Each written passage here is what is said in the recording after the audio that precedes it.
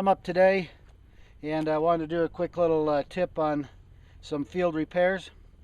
And I've got a pair of kind of cross trainers here that I like to wear hiking around when I'm not carrying a load and just kind of moving quick through the country. And I just want to show you a repair to this shoe.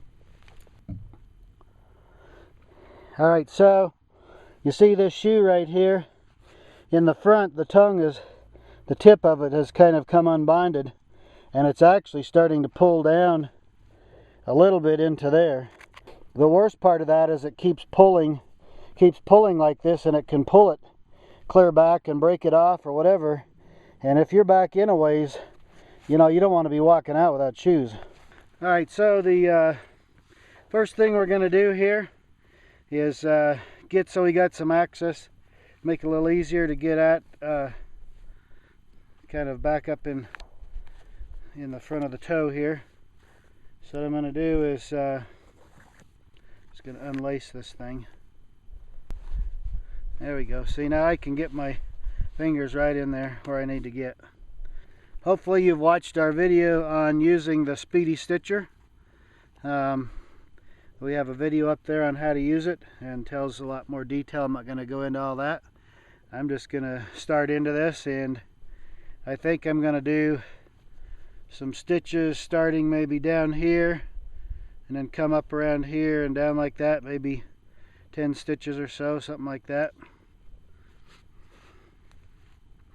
Alright, so here we go. I'm going to pull back a little bit of thread to start with so I can get it through here. Try to clean out any extra junk. I'm not going to worry about I could if I wanted to stitch clear back in there, but you know, these things have probably lived their useful life. But if I'm out somewhere and I need to get back, I'd rather fix these things and get back safely and easily than get stranded somewhere. Alright, so we'll just go from there. Alright, so I'm into here, and like we showed in that other video, I'm going to pull a little bit of thread out on the inside. That's how we make our locking stitch. So now I just decide I'm going to come up here about like so, and I'm going to punch through, and when I pull back on the inside, you'll have to watch the other video to see it, but when I pull back on the inside, it leaves a little loop, and I'm going to put the end of this piece of thread that's on the inside through that loop and then pull it back and tension it.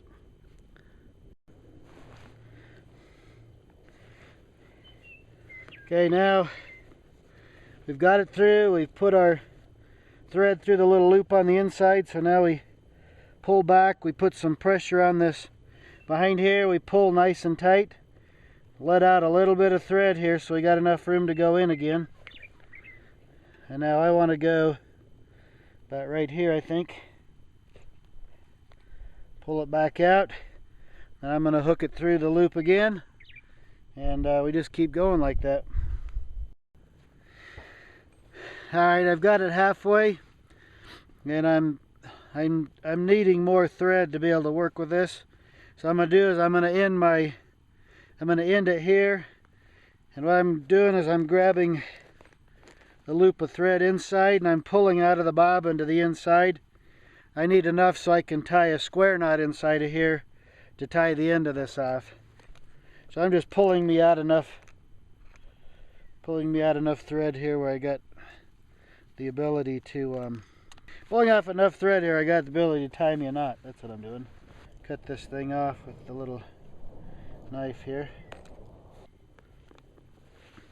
Alright, so what I'm going to do, see, my thread was getting short in there. I think doing this again, I would use the formula my boss used to tell me when you're figuring out how much of something. He said use the formula P equals plenty. getting a square knot tied inside of here, and that keeps all that from coming undone. And I'll do a few more stitches here. Yeah, we're good to go. And all right, I've come upon a way to do this a little bit easier. What I'm doing is, now you'll have to watch the other video first to kind of see how you're using the Speedy stitcher, because I can't show you inside of here. But instead of making just the little tiny loop that it makes when I pull back, what I'm doing is when I pull back, I'm grabbing the loop with my fingers and I'm pulling it out where I got that loop clear out here. I pulled it that big, and then all I've got to do is take my free end, put it through that loop, pull it back out, and now the only difference is when I pull out here, I've got a lot of slack to pull out, see? But that makes it infinitely easier on the inside. Anywhere else on the shoe is a piece of cake. If it came undone any other place, it's easy to sew it up with this. But that toe, because you're clear back in there, it's kind of rough. But I'm figuring it out here. Bottom line, you know, if I'm back in somewhere and I got to get out, I ain't losing my shoes, you know. If I got to sit here for a half hour or an hour and get these things fixed up so that I can get out of here without my shoes coming apart, I'm doing it, man. I ain't walking out of here without shoes. Of course, I do have some duct tape in my survival kit, and I could wrap it around there probably. All right, I just finished my stitches here. All right, that's a pretty nice deal right there, man. So now what I do here is like we showed in the training video. So now what we do, we're just going down in here and doing I usually do 2 or 3 square knots just to make sure I got it. And right down in there. There we go. Get her tightened up, and we're good to go, man. Tell you, if you had a little bit of some surgeon's tools, it'd be nice. I won't lie to you, I was a little aggravated here for a while. This was a little harder to do than I thought it would be, but I'm pretty happy with it now. One of the big things was, like I showed, was pulling the loop outside where you got something where you can work on it out here instead of trying to fish it through inside. And the other thing is pulling out plenty of thread to the inside, so you got stuff to work with. I mean, the thread's cheap anyhow, so bottom line, you're trying to get out of the dang mountains without being stranded. So what I'm going to do, I could cut those off, but I'm just going to leave that in there. It'll make it harder for it to come all undone. And then I just put my footbed back inside of here on top of that, and then I'll just lace these shoes back up and I'll be good to go, man. That's a nice fix. Who knows, that might last me a good while yet. But anyway, this is Perry Peacock with Wilderness Innovation, fixing my dang shoes and being frustrated a little bit, but we got her done. Patience, patience, patience.